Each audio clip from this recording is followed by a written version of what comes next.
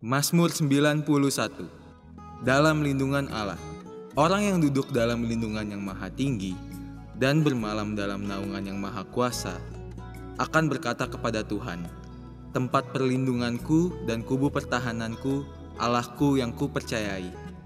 Sungguh, Dialah yang akan melepaskan engkau dari jerat penangkap burung, dari penyakit sampar yang busuk. Dengan kepaknya Ia akan menudungi engkau. Di bawah sayapnya engkau akan berlindung. Kesetiaannya ialah perisai dan pagar tembok. Engkau tak usah takut terhadap kedahsyatan malam, terhadap panah yang terbang di waktu siang, terhadap penyakit sampar yang berjalan di dalam gelap, terhadap penyakit menular yang mengamuk di waktu petang. Walau 1.000 orang rebah di sisimu dan 10.000 orang rebah di sebelah kananmu, tetapi itu tidak akan menimpamu. Engkau hanya menontonnya dengan matamu sendiri dan melihat pembalasan terhadap orang-orang fasik. Sebab Tuhan ialah tempat perlindunganmu, yang maha tinggi telah kau buat tempat perteduhanmu. Malapetaka tidak akan menimpa kamu, dan tulah tidak akan mendekat kepada kemahmu. Sebab malaikat-malaikatnya akan diperintahkannya kepadamu, untuk menjaga engkau di segala jalanmu. Mereka akan menatang engkau di atas tangannya, supaya kakimu jangan terantuk kepada batu. Singa dan ular tedung akan kau langkahi. Engkau akan menginjak anak singa dan ular naga. Sungguh, hatinya melekat kepadaku, maka aku akan meluputkannya. Aku akan membentenginya sebab ia mengenal namaku. Bila ia berseru kepadaku, aku akan menjawab. Aku akan menyertai dia dalam kesesakan. Aku akan meluputkannya dan memuliakannya. Dengan panjang umur akan kukenyangkan dia, dan akan kuperlihatkan kepadanya keselamatan daripadaku. Amin.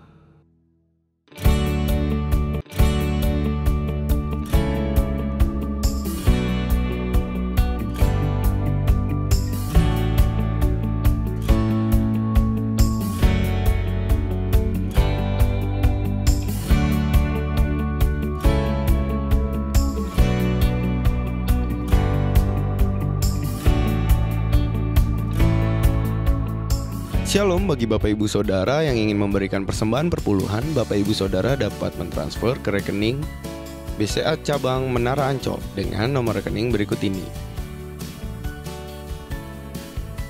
Atas nama GBI Jalan Gatot Subroto. Dan bagi Bapak Ibu Saudara yang ingin memberikan persembahan diakonia, Bapak Ibu Saudara dapat mentransfer ke nomor rekening berikut ini. Atas nama GBI MTH Square. Dan bagi Bapak Ibu Saudara yang sudah memberikan persembahan melalui rekening ini, Bapak Ibu Saudara diharap mengirim bukti transfer melalui hotline gereja kita, atau Bapak Ibu Saudara dapat mengirim melalui akun media sosial gereja kita. Pastikan Bapak Ibu Saudara tetap mendapatkan info terbaru tentang kegiatan gereja kita melalui media sosial gereja kita.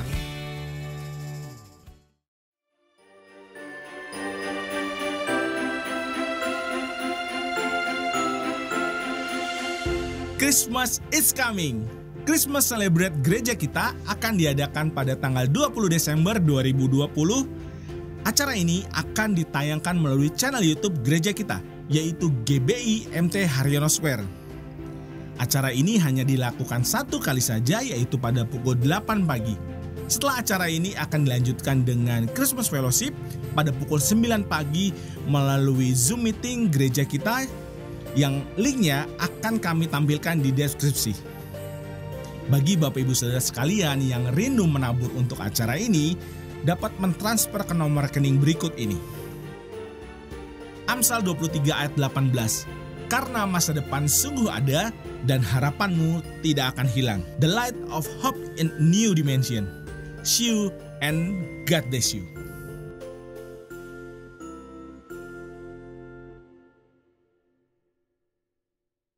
Shalom Bapak Ibu sekalian, saya percaya kita semua hari ini antusias untuk mau beribadah kepada Tuhan. Kita semua rindu untuk beribadah kepada Tuhan, amin.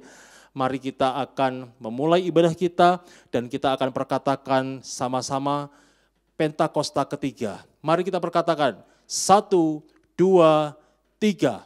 Pentakosta ketiga. Pentakosta ketiga adalah pencurahan Roh Kudus yang dahsyat di zaman now, melebihi yang terjadi di Azusa Street. Pentakosta ketiga akan mengakibatkan penuaian jiwa yang terbesar dan yang terakhir sebelum Tuhan Yesus datang kembali. Pentakosta ketiga akan membangkitkan generasi Yeremia, yaitu anak-anak muda yang dipenuhi Roh Kudus, cinta mati-matian kepada Tuhan Yesus, tidak kompromi terhadap dosa, dan akan bergerak untuk memenangkan jiwa. Pentakosta ketiga lahir di Indonesia dan bergerak ke bangsa-bangsa. Gerakan ini dari timur ke barat dan akan kembali ke Yerusalem. Pentakosta ketiga akan memberikan kuasa untuk menyelesaikan amanat agung, dan setelah itu Tuhan Yesus datang kembali. Sama-sama katakan amin. Haleluya. Shalom jemaat GBM Tennis Square di rumah masing-masing. Mari kita mau bersyukur buat Allah yang baik. Berikan tepuk tangan buat Allah yang luar biasa. Haleluya. Come on.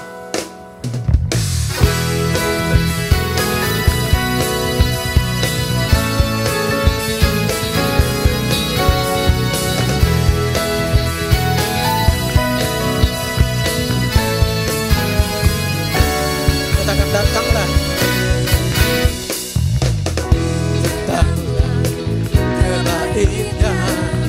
Dengan hati bersyukur dengan apa saudara?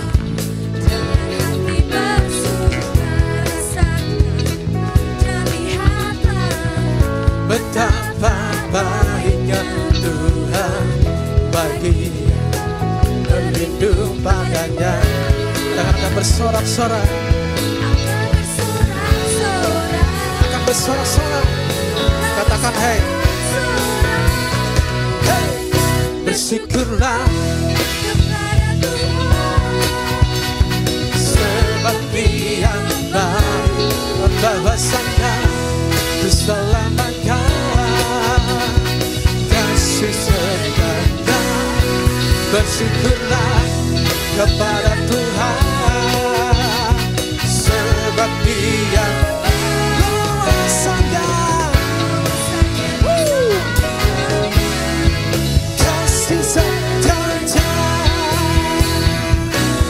sekali lagi katakan datanglah bersama singer.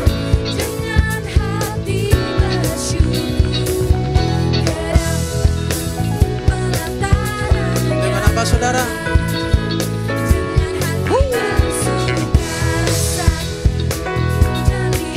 Betapa baiknya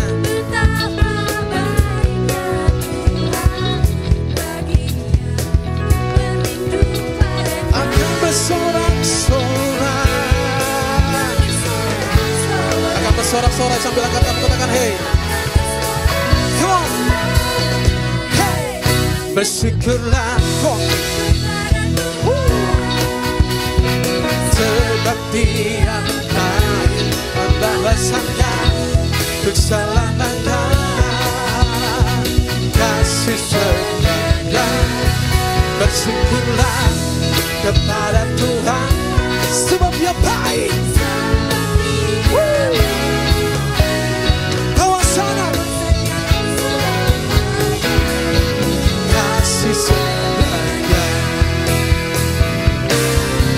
Bersyukurlah kok sebab Dia baik, kasih setia.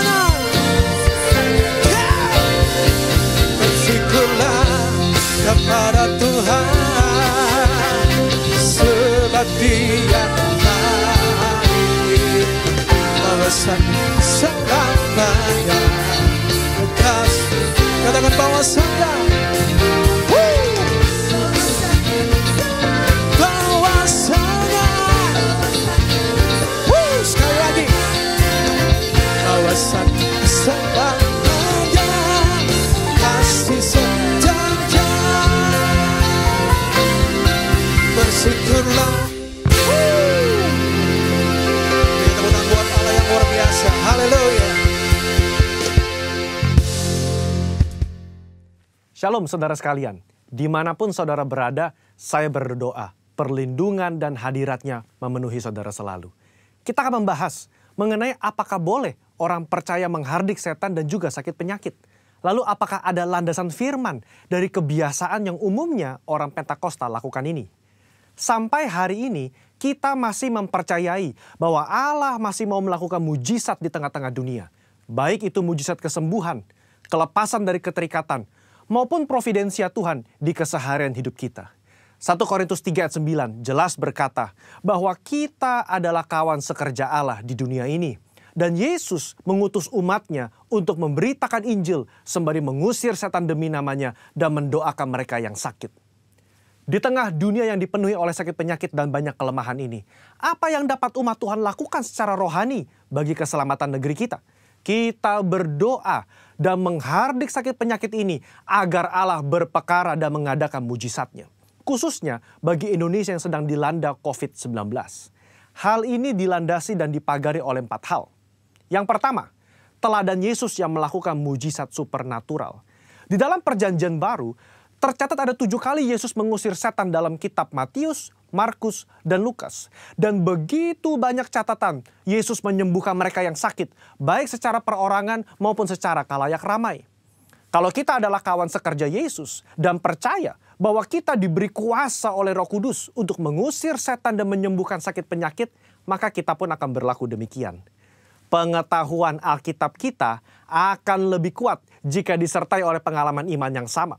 Kita membaca bahwa Yesus sering melakukan kesembuhan. Dia memberikan kuasa yang sama kepada para murid. Seperti di dalam Lukas pasal yang 9 ayat yang pertama.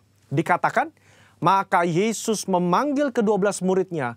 Lalu memberikan tenaga dan kuasa kepada mereka untuk menguasai setan-setan. Dan untuk menyembuhkan penyakit-penyakit.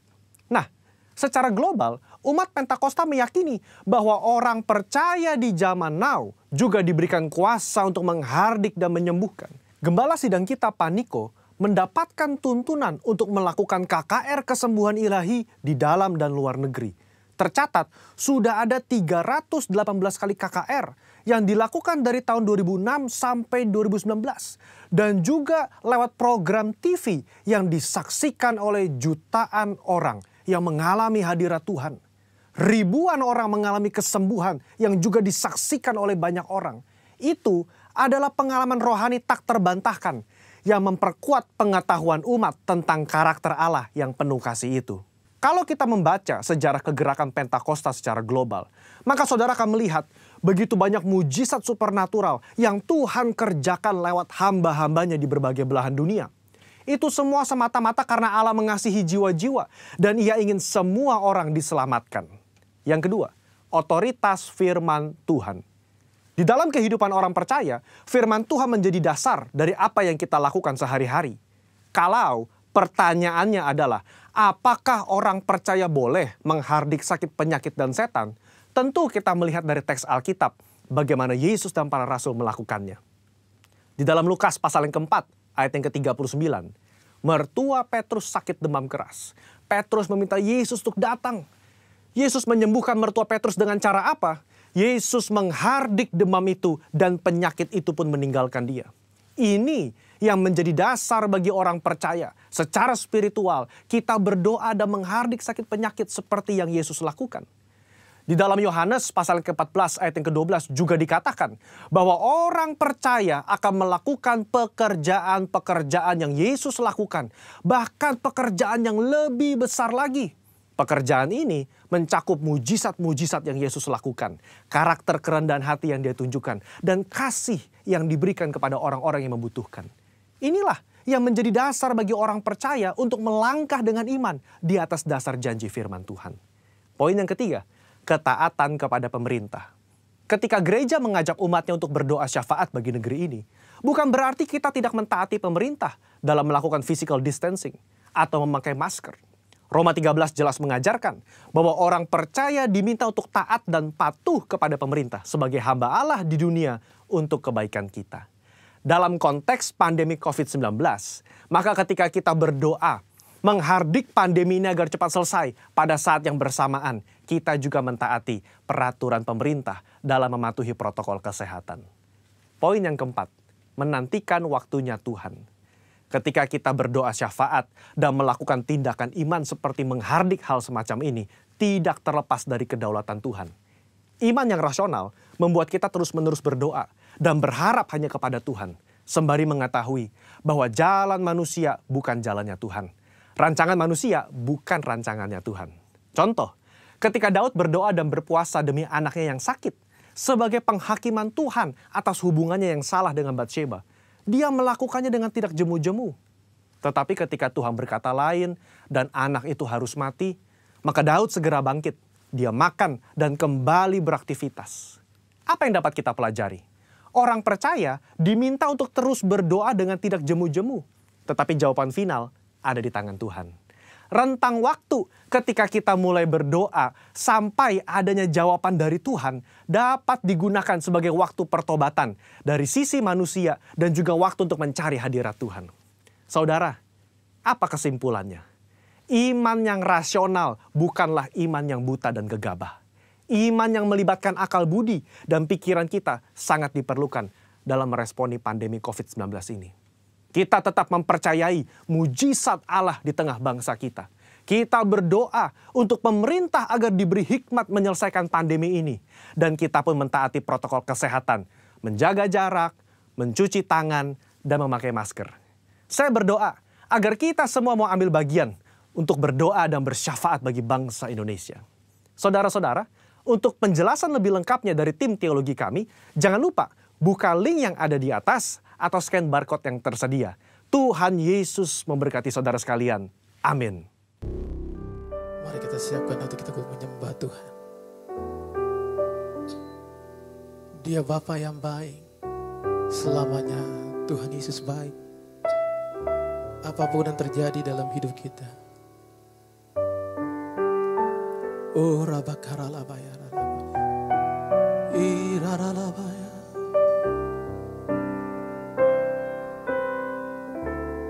Sama-sama katakan, Kau baik, Yesus baik selamanya. Kau baik, Yesus baik selamanya. Sekali lagi katakan, Kau baik,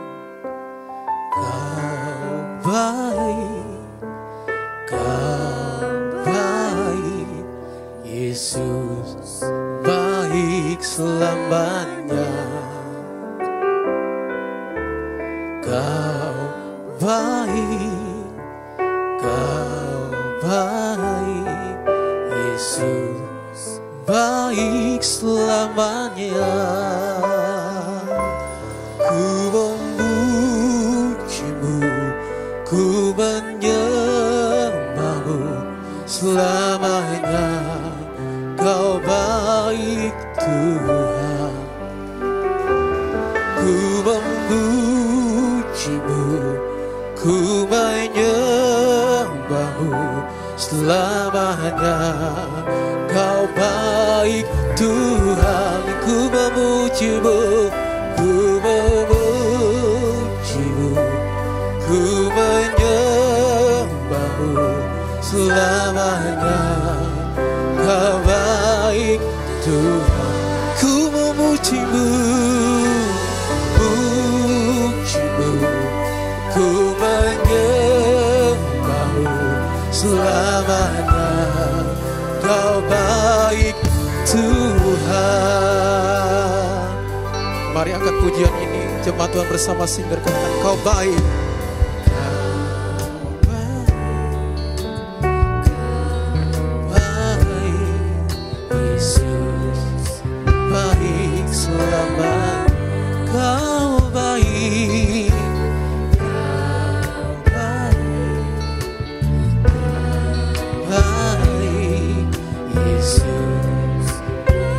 Sekali lagi sama-sama katakan, Kau baik, Kau baik, Yesus baik selamanya.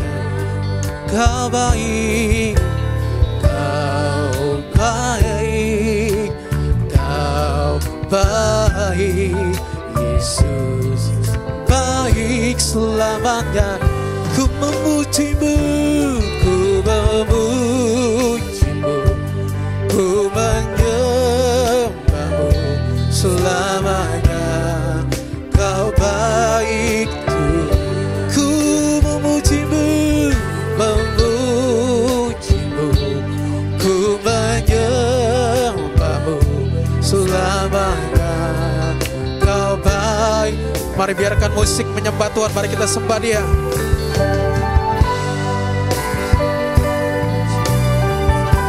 Tuhan, meskipun di tengah goncangan sekalipun, di tengah pandemi ini Tuhan, kami mengalami segala cobaan, segala ujian yang Kau izinkan terjadi. Tapi kami mau katakan hari ini, Kau baik ya Tuhan Yesus. Kami rindu memuji-Mu, menyembah-Mu selama kami bernapas dalam dunia ini.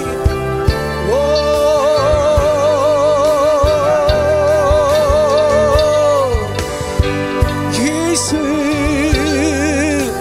Sekali lagi biarkan musik menyembah Tuhan. Angkat tanganmu terus sembah Dia. Oh rabakara labasandara labakara labayara labara labara.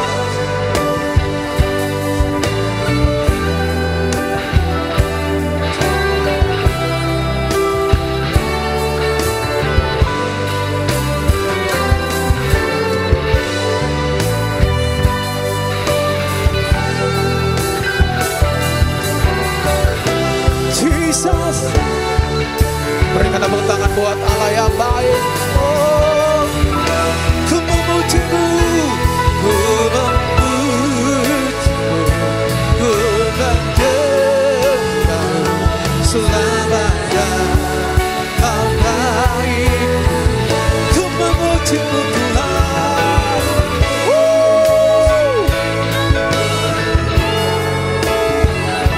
Selamanya. Sekali lagi, ku memuji-Mu Tuhan.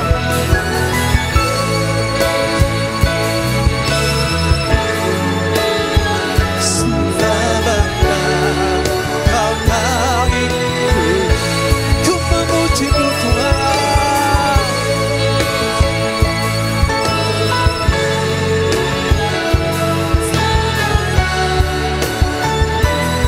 Selamanya, selamanya,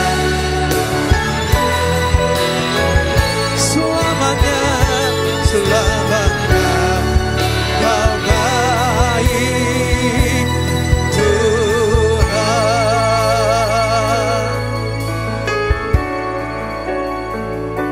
Mari terus sembah Dia, sembah Dia. Sementara musik dengan keyboard naikkan pujian ini, mari buka kedua tanganmu.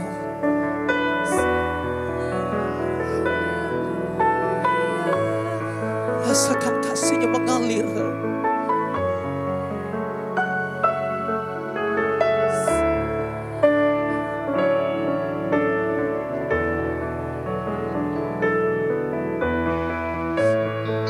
Jesus.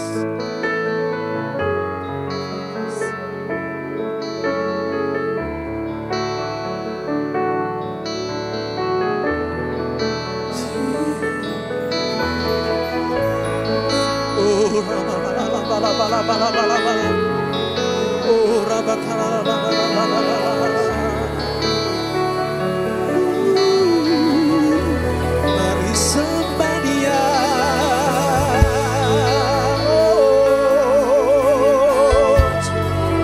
Mari puji, sembah Dia, Allah yang baik.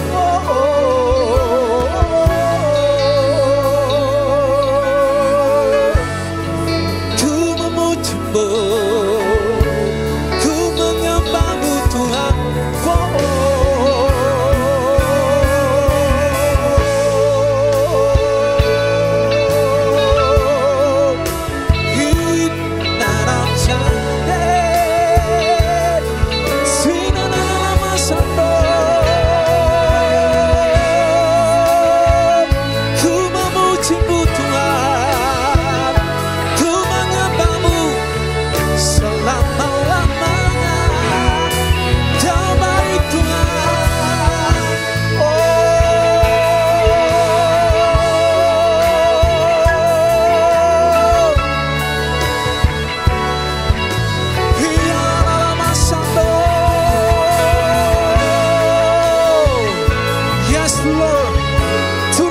kasih dan kuasa-Mu.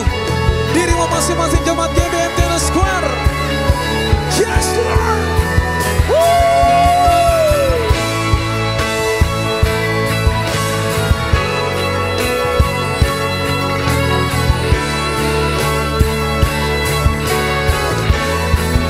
Jesus. Jesus. Jesus.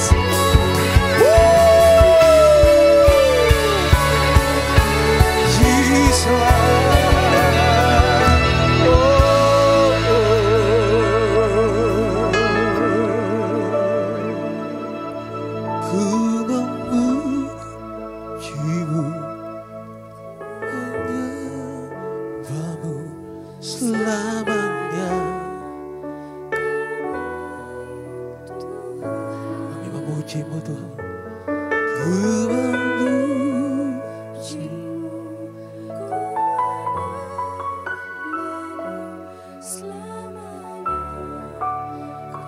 Sekali lagi bersama singer jemaat Tuhan. Ku memuji-Mu.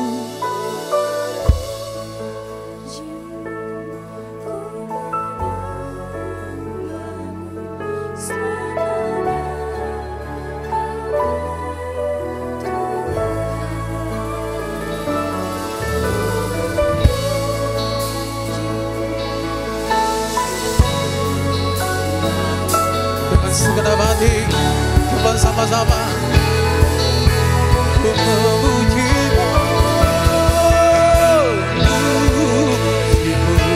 ku menyembah-Mu selamanya. Kau baik, ku memuji-Mu Tuhan.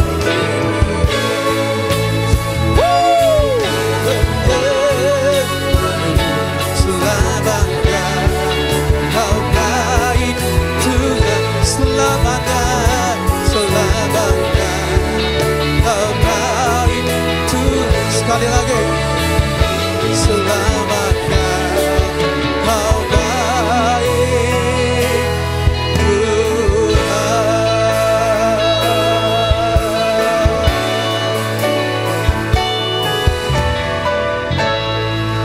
Dalam nama Yesus, semua yang terima kebaikan Tuhan lewat hadirat-Nya, sama-sama katakan amin.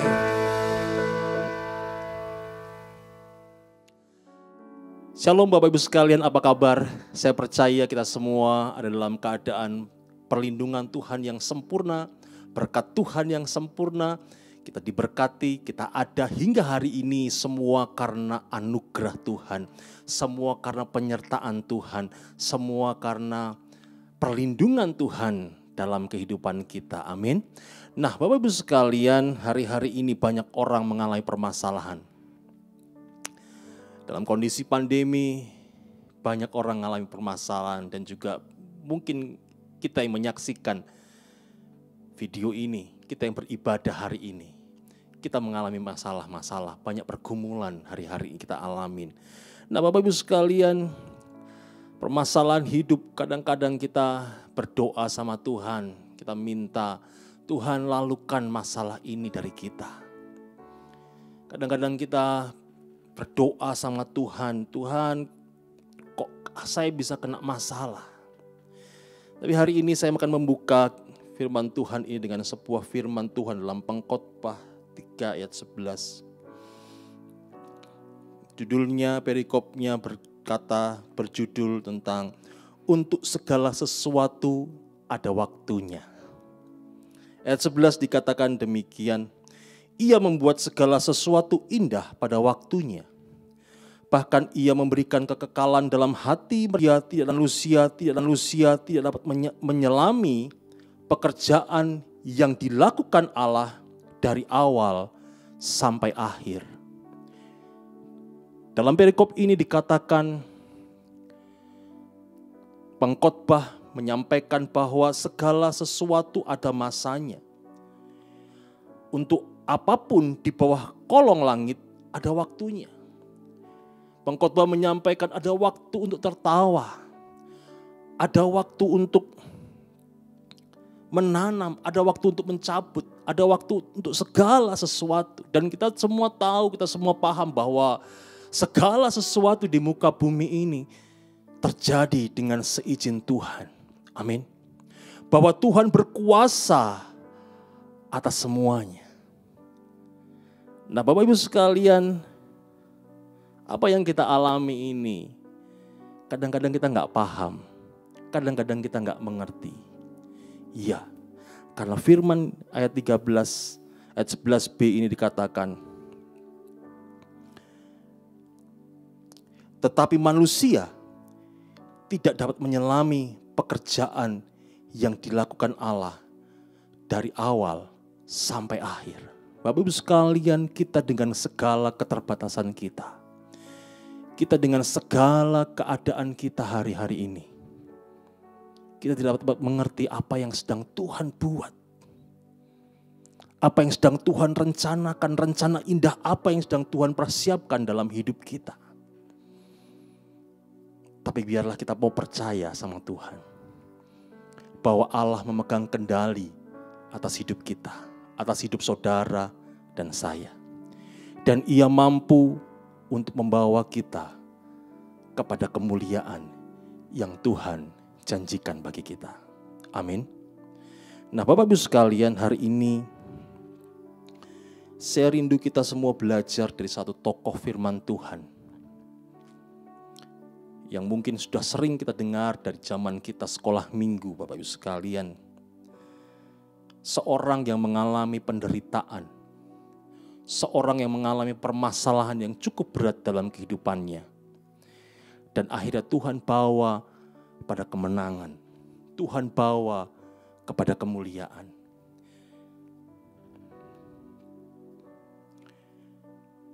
Yaitu Yusuf. Nah, Bapak Ibu sekalian, kita semua tahu bahwa Yusuf adalah kesayangan daripada ayahnya, yaitu Yakub. Yusuf adalah anak yang lahir pada masa tuanya dari istri yang paling sangat disayanginya. Sebab itu Yusuf diberikan jubah yang maha indah. Diberikan jubah yang terbaik.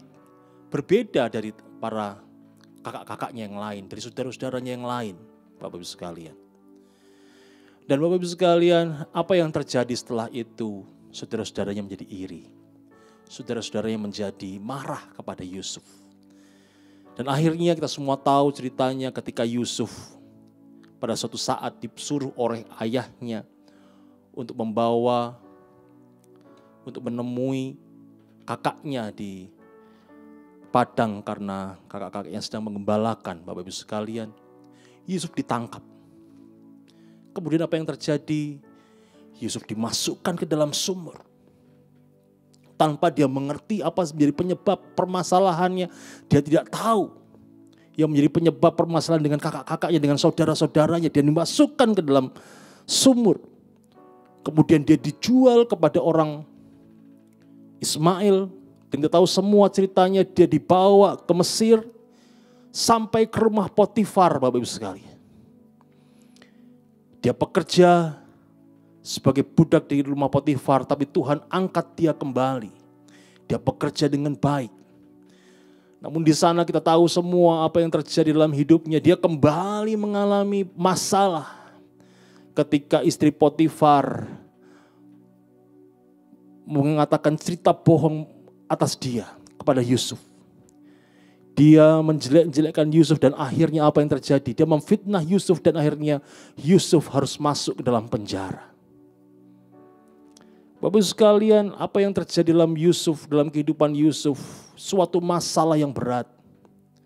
Dia nggak ngerti kenapa dia harus mengalami semua itu. Dia nggak ngerti kenapa dia harus mengalami permasalahan demi permasalahan, masuk ke sumur, dijual menjadi budak.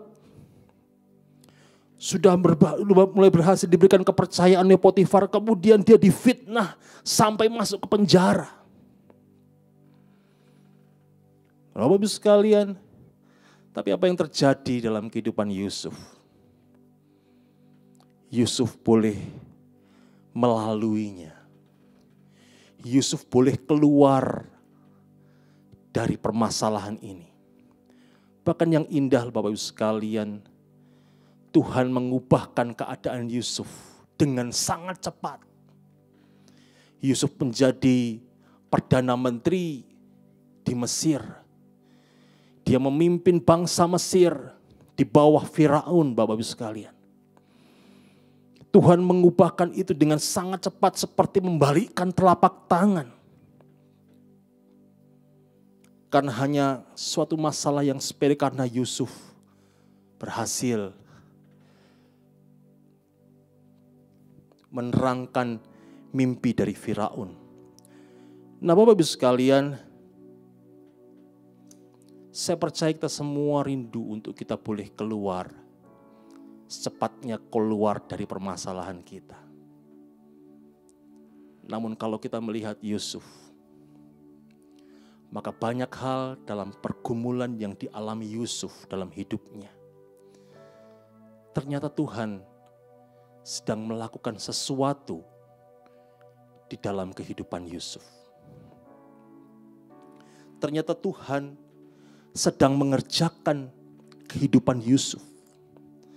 Ternyata Tuhan sedang mempersiapkan Yusuf masuk dalam suatu rencana Tuhan yang besar, masuk dalam suatu berkat Tuhan yang Tuhan sediakan. Nah Bapak Ibu sekalian, ada 3 hal yang saya catat di sini. Apa saja yang Tuhan kerjakan melalui penderitaan Yusuf. Yang pertama Bapak Ibu sekalian, dalam penderitaan Tuhan mengubahkan hati Yusuf menjadi pribadi yang lebih baik, menjadi pribadi yang berkenan kepada Dia. Bapak Ibu sekalian, kita tahu semua Yusuf adalah anak kesayangan dari Yakub. Dikatakan dalam Kejadian 37 ayat 3, Israel lebih mengasihi Yusuf dari semua anaknya yang lain. Sebab Yusuf itu ialah anak yang lahir pada masa tuanya. Dan ia menyuruh membuat jubah yang maha indah bagi dia. Setelah dilihat oleh saudara-saudaranya bahwa ayahnya lebih mengasihi Yusuf dari semua saudaranya, maka bencilah mereka kepadanya dan tidak mau menyapa dengan ramah. Bapak Ibu sekalian, yang pertama, karena manjanya Yusuf, karena ayahnya memperlakukan dia berbeda dari saudara-saudaranya yang lain. Akibatnya dia dimusuhi, Bapak Ibu sekalian. Dia menjadi anak yang manja. Dia tidak disukai oleh saudara-saudaranya, Bapak Ibu sekalian. Dan apa yang akibatnya setelah itu, Bapak Ibu sekalian? Dia menjadi pribadi yang mungkin sedikit sombong, Bapak Ibu sekalian. Ada sesuatu yang tidak baik ada dalam hatinya. Ketika Tuhan memberikan dia mimpi, Bapak Ibu sekalian. Ketika Tuhan memberikan dia mimpi, dia menyampaikan kepada saudara-saudaranya. Dan apa yang terjadi, Bapak Ibu sekalian? Lalu ayat yang ke-37 ayat 8. Lalu saudara-saudara berkata kepadanya, apakah ingin kau menjadi raja atas kami? Apakah kau ingin berkuasa atas kami? Makin bencilah mereka kepadanya karena mimpinya dan karena perkataannya itu. Bapak Ibu sekalian, mungkin mimpinya benar, tapi mungkin perkataannya menyebabkan saudara-saudaranya tersinggung. Dia mungkin gak sadar, Bapak Ibu sekalian. Tapi ada perkataan-perkataan yang membuat saudara-saudara tersinggung. Bahkan ketika dia menceritakan kepada orang tuanya pun marah dan menegur dia, katanya. Ayat yang ke-10 dikatakan demikian, setelah itu diceritakannya kepada ayahnya dan saudara-saudaranya, maka ditegurlah ia oleh ayahnya. Mimpi apa mimpimu itu? Masakah aku dan ibumu serta saudara-saudaramu sujud menyembah kepadamu sampai ke tanah? Nah, Bapak Ibu sekalian, ternyata Bapak Ibu sekalian, tanpa disadari ada sikap dari Yusuf yang tidak baik. Dan Bapak Ibu sekalian, ketika Yusuf masuk dalam penderitaan,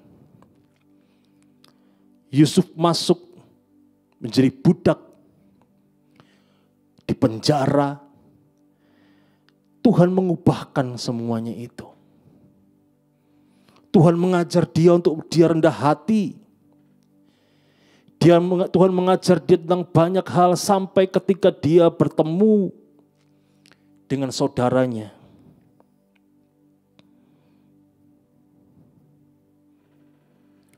Tuhan mengubahkan hatinya.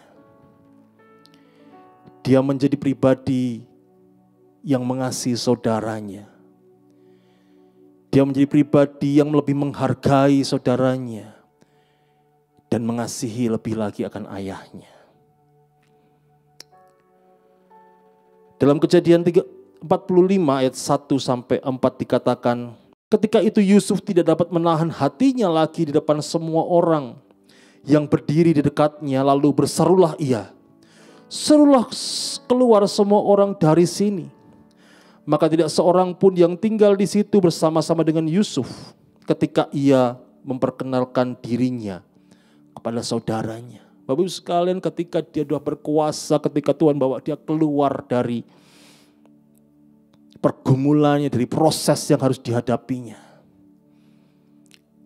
Ketika dia ketemu dengan saudaranya dan dia mau mengaku bahwa dia adalah saudaranya, dia menyuruh semua orang keluar, menjauh.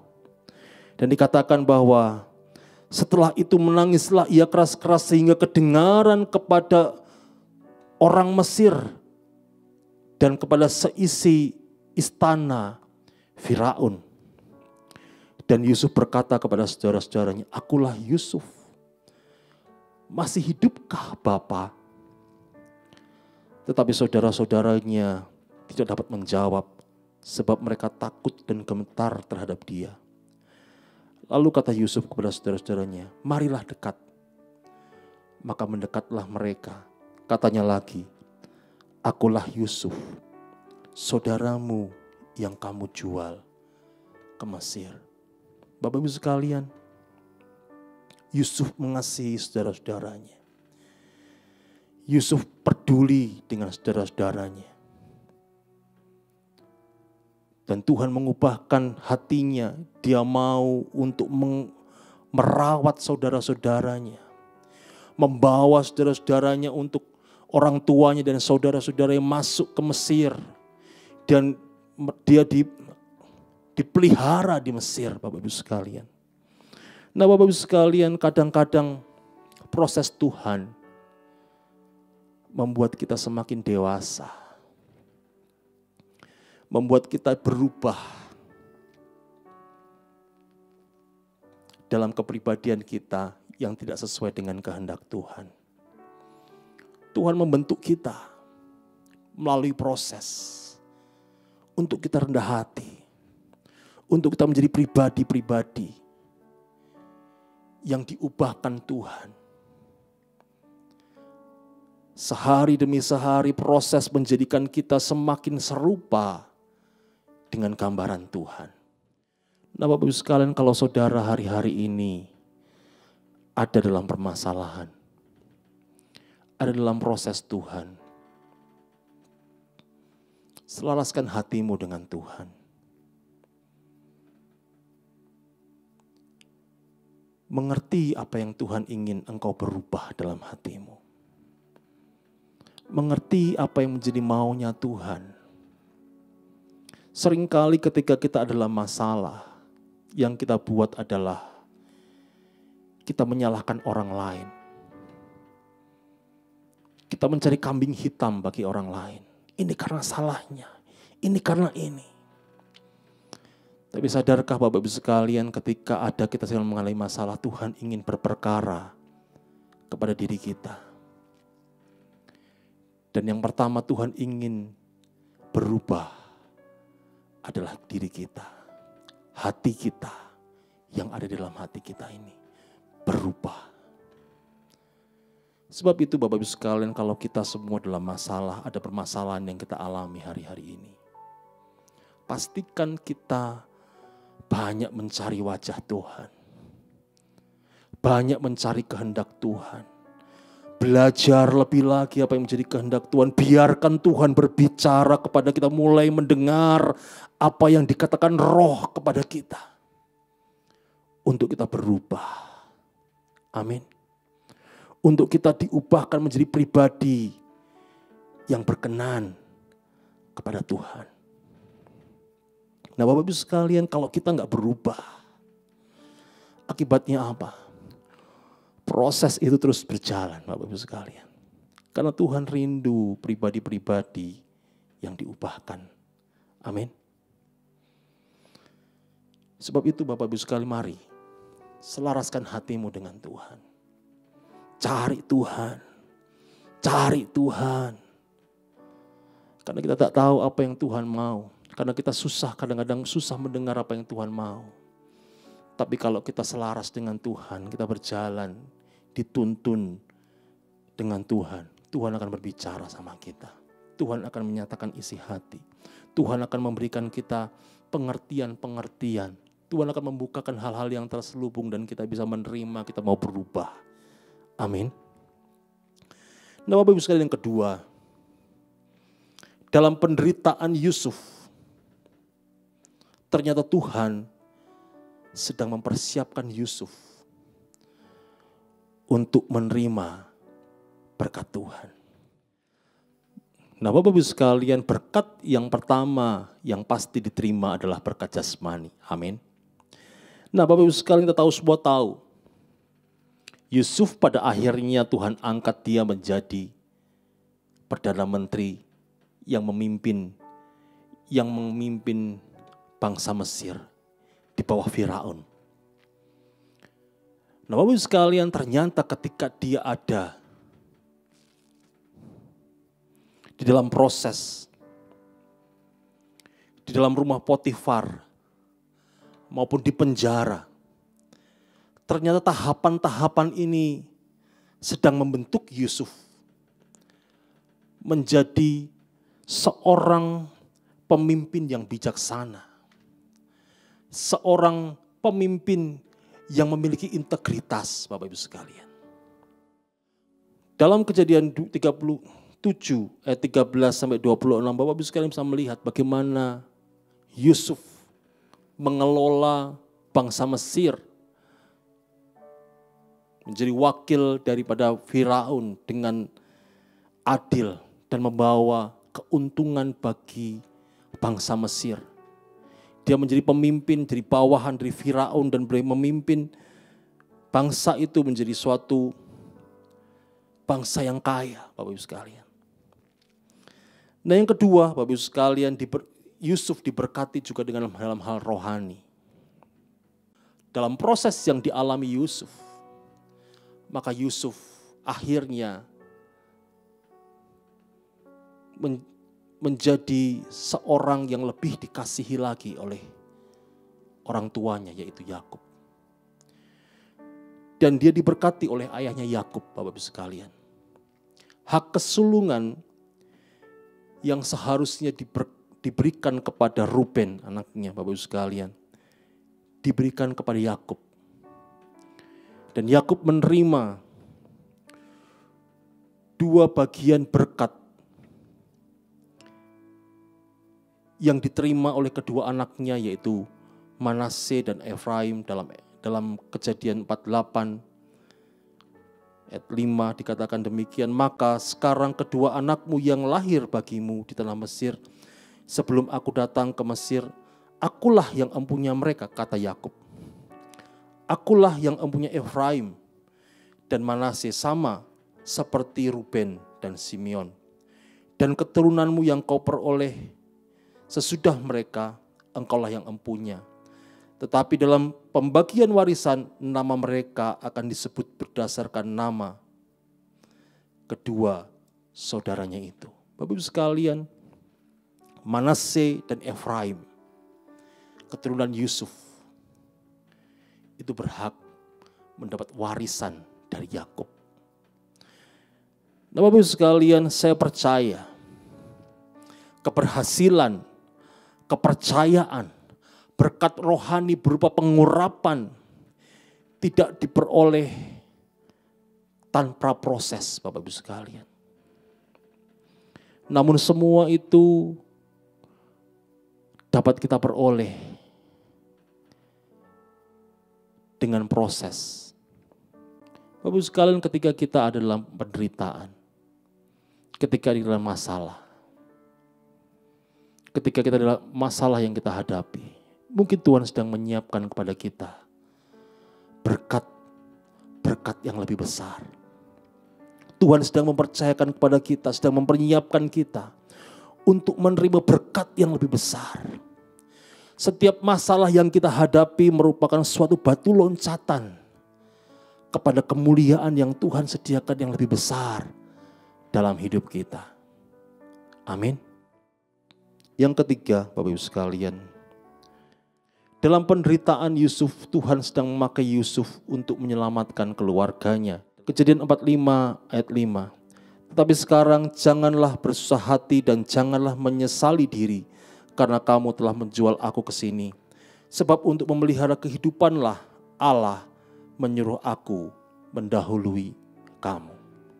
Nah, Bapak Ibu sekalian, ternyata Tuhan punya rencana yang besar di balik apa yang dialami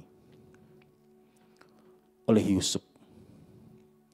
Ternyata penderitaan Yusuf itu untuk menyelamatkan keluarganya.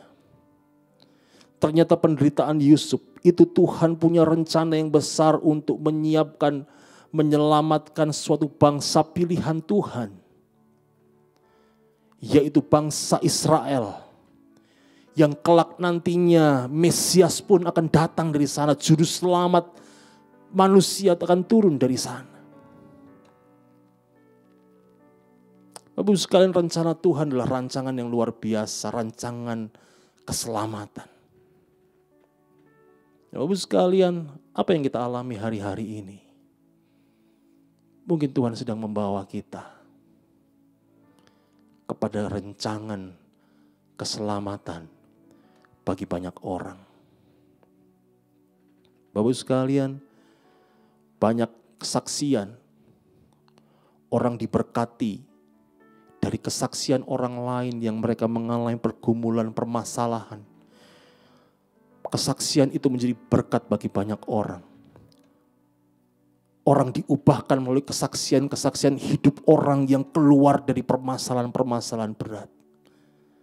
Bapak Ibu sekalian, biarlah kehidupan kita ketika kita dalam pergumulan dan kita keluar dari pergumulan itu boleh menjadi kesaksian banyak orang. Dan lebih lagi membawa keselamatan kepada banyak orang. Amin. Nah, Bapak Ibu sekalian, 3 hal tadi dahsyat, Bapak Ibu sekalian. Ternyata permasalahan membawa kita kepada suatu kemuliaan yang lebih besar. Nah, Bapak Ibu sekalian, kunci keberhasilan Yakub melalui permasalahan, penderitaan yang dialaminya adalah satu hal, Bapak Ibu sekalian. Kita akan baca dalam Kejadian 39 ayat 2. Tetapi Tuhan menyertai Yusuf, sehingga ia menjadi seorang yang berhasil dalam pekerjaannya, maka tinggallah ia di rumah tuannya orang Mesir itu. Bapak Ibu sekalian, ketika dia di rumah Potifar, Tuhan angkat dia. Tuhan berikan kepercayaan kepada dia. Tuhan buat dia bisa menjalankan semua tugasnya. Tuhan buat dia berhasil dalam setiap tugasnya. Tuhan buat dia berhasil dalam proses yang dialaminya karena penyertaan Tuhan. Namun ayat yang ke-21 dikatakan kembali, Bapak Ibu sekalian. Ketika dia dalam penjara dikatakan, tetapi Tuhan menyertai Yusuf dan melimpahkan kasih setianya kepadanya, membawa Yusuf kesayangan bagi kepala penjara itu.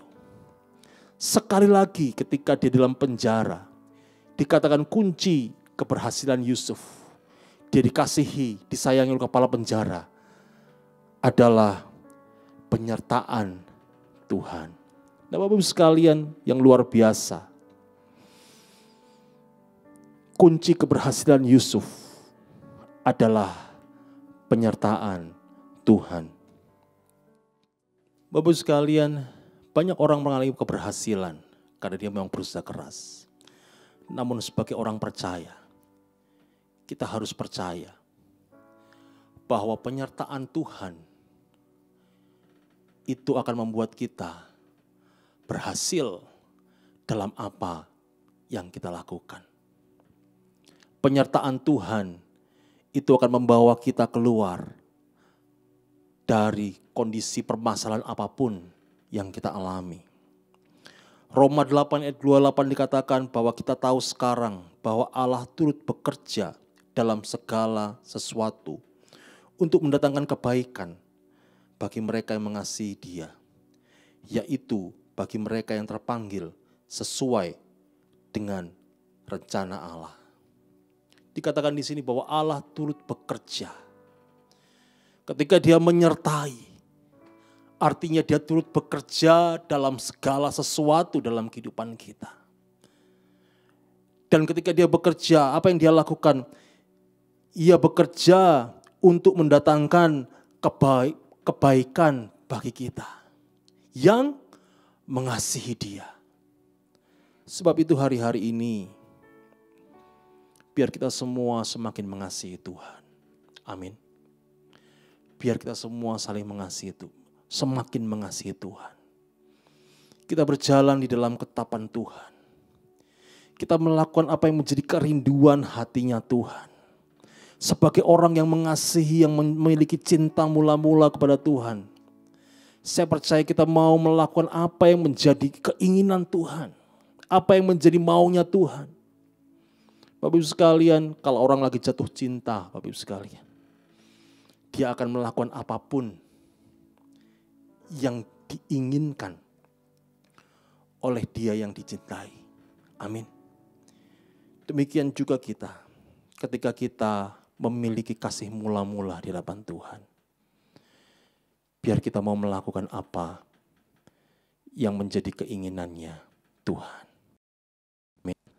Kita akan masuk dalam perjamuan kudus. Bapak Ibu, mari kita siapkan hati kita. Kita naikkan pujian ini. Ku sembahkan, ku sembahkan Engkau yang layak untuk ku sembah, ku sembah Kau, ku sembah Kau, Engkau yang layak untuk ku sembah. Kita akan masuk dalam perjamuan kudus dengan cara yang benar di hadapan Tuhan. Kita siapkan hati kita, kita berdoa. Tuhan, kami bersyukur untuk kesempatan kami boleh ambil bagian dalam perjamuan kudus. Kami akan mengingat perbuatan Tuhan yang ajaib bagi kami. Kami mau mengingat kasih Tuhan yang luar biasa atas kami. Korban-Mu dalam kehidupan kami. Engkau mati bagi kami. Tubuh-Mu yang terpecah, darah-Mu yang tercurah untuk menebus dosa kami karena kasih-Mu yang besar atas kami. Tuhan, kami bersyukur. Tuhan, kami berterima kasih Tuhan. Engkau baik bagi kami. Engkau sangat baik bagi kami. Sebab itu Tuhan, kami menghargai Engkau. Kami menghargai korban-Mu. Kami memperingatinya hari ini. Kami mau menerima roti dan anggur yang adalah tubuh dan darah-Mu dengan cara yang benar di hadapan Tuhan. Dengan sikap hati yang benar di hadapan Tuhan. Kuduskan kami, layakkan kami. Darah-Mu menyucikan kami Tuhan hari ini. Untuk kami boleh layak menerima perjamuan kudus ini Tuhan. Dan kami boleh menerima berkat daripadanya. Terima kasih Tuhan, terima kasih Tuhan. Di dalam nama Tuhan Yesus Kristus, haleluya. Amin. Mari kita ambil roti di tangan kanan kita, kita angkat. Demikian firman Tuhan. Sebab apa yang telah kuteruskan kepadamu telah aku terima dari Tuhan, yaitu bahwa Tuhan Yesus pada malam waktu ia diserahkan, ia mengambil roti, dan sesudah itu ia mengucap syukur atasnya. Ia memecah-mecahkannya dan berkata, inilah tubuhku yang diserahkan bagi kamu. Perbuatlah ini menjadi peringatan akan aku. Jemaat, bukankah roti yang kita pecah-pecahkan ini adalah persekutuan kita dengan tubuh Kristus? Mari kita makan di dalam nama Yesus.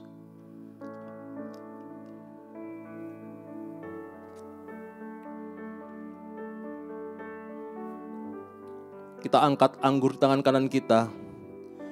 Demikian juga ia mengambil cawan sesudah makan lalu berkata, cawan ini adalah perjanjian baru yang dimeteraikan oleh darahku.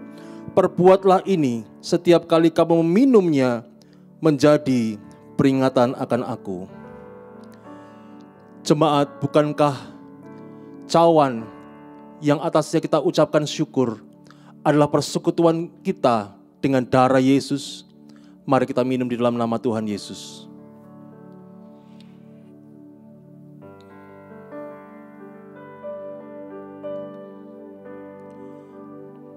Mari kita bersyukur di hadapan Tuhan. Kuriabaya shikata karalamoya shandata karalabaya dalamaya nalamaya. Terima kasih Tuhan, terima kasih. Terima kasih Bapa, terima kasih. Engkau Allah yang beserta dengan kami. Terima kasih buat Roh Kudus-Mu. Terima kasih buat karya-Mu dalam kami.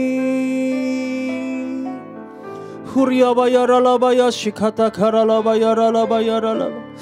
Orata kabaya shikaralabaya takaralabaya shikaralabaya. Tuhan, Engkau bangkitkan setiap umat-Mu saat ini. Bangkitkan setiap umat-Mu saat ini dimanapun mereka berada ya Tuhan.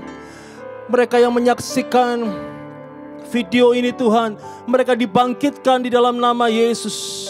Permasalahan apapun yang mereka alami hari-hari ini, teguhkan dan kuatkan. Teguhkan dan kuatkan, bangkitkan mereka Tuhan. Roh Kudus berikan kekuatan. Roh Kudus berbicara kepada mereka Tuhan, untuk mereka boleh menerima tuntunan-Mu, menerima rencana-Mu, menerima kehendak-Mu, dan mereka boleh melakukan tepat seperti apa yang Kau mau, sampai Engkau membawa mereka kepada kemenangan, sampai Engkau membawa mereka kepada apa yang menjadi kehendak-Mu ya Tuhan. Hurabayata, kemari Roh Kudus turun atas mereka. Roh Kudus penuhi mereka. Roh Kudus jamah mereka di dalam nama Tuhan Yesus Kristus. Hurabayata karalabayata karalabayaralabayaralaba. Hurata kabaya shikararabayararabayaralabayaralabai.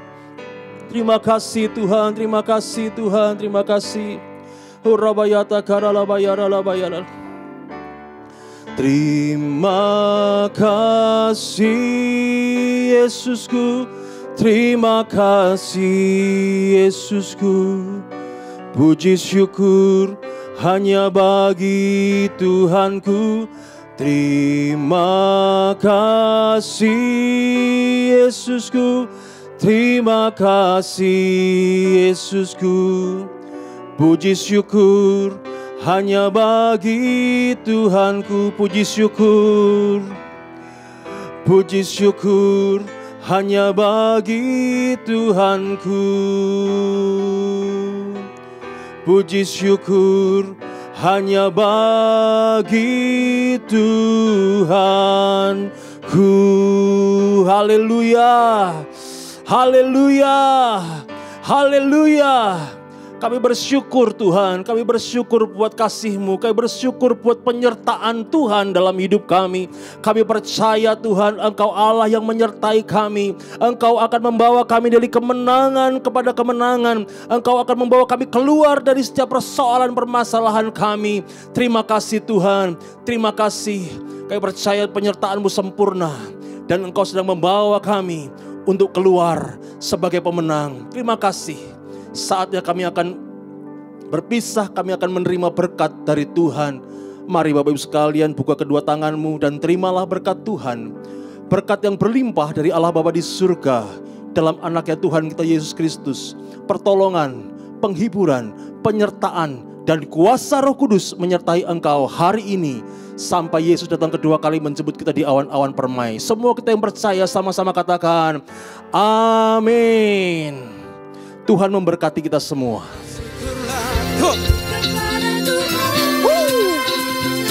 Seperti yang baik